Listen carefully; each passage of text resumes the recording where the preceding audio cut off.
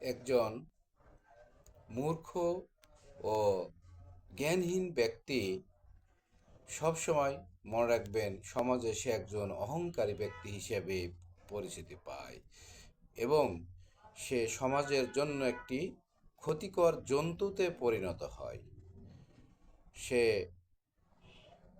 জানে না সমাজের জন্য সে কতটুকু ক্ষতিকর এবং হুমকিস্বরূপ কাজ করে চলেছে, এবং তারই আড়ালে সবাই যে কতটুকু ঘৃণা ভরে তার দিকে তাকায় এবং তার পিছনে থুতু ছিটায় আমরা জানি না।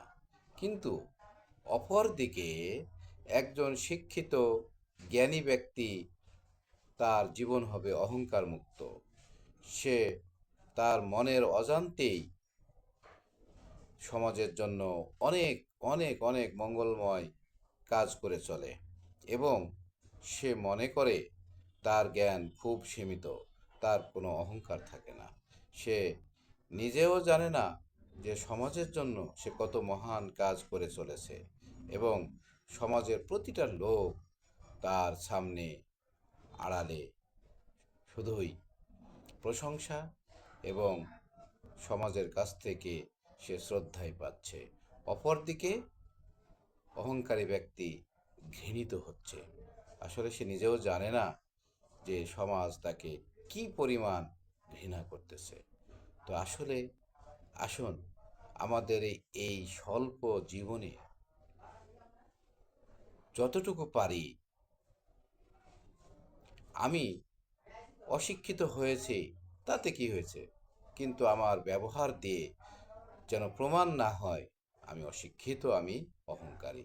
কারণ অশিক্ষিতটাই অহংকারের একটা কারণ।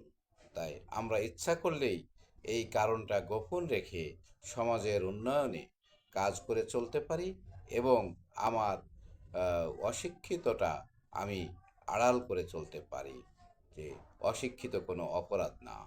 এই অশিক্ষিতটা ঢেকে যাবে আপনার ব্যবহারে। আসেন, সমাজের কল্যাণে আমরা আত্মনিয়োগ করি। আজ আমরা যতটুকু সময় বেঁচে আছি সমাজকে নিয়ে ভাবি, সমাজের মঙ্গলের জন্য কাজ করি, এবং সেটাই হবে আমার চির বিদায়ের পরে স্মরণীয় হয়ে থাকা।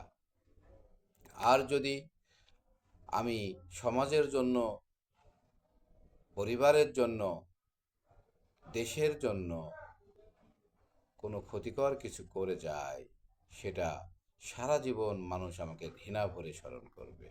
ঠিক উল্টাটা, আমি যদি দেশের জন্য, জাতির জন্য, পরিবারের জন্য ভালো কিছু করে যায়, জাতি, দেশ, সমাজ আমাকে সারা জীবন স্মরণ করবে। এটাই হবে একজন আদর্শ মানুষের কামনা। তাই আমরা সবাই আদর্শ মানুষ হওয়ার চেষ্টা করি, হিংসা পরিত্যাগ করি, মনকে হীন মানসিকতা থেকে বের করে এনে উদারতার পরিচয় দেওয়ার চেষ্টা করি। এটা সমাজের জন্য ভালো, নিজের জন্য ভালো। আসসালামু আলাইকুম।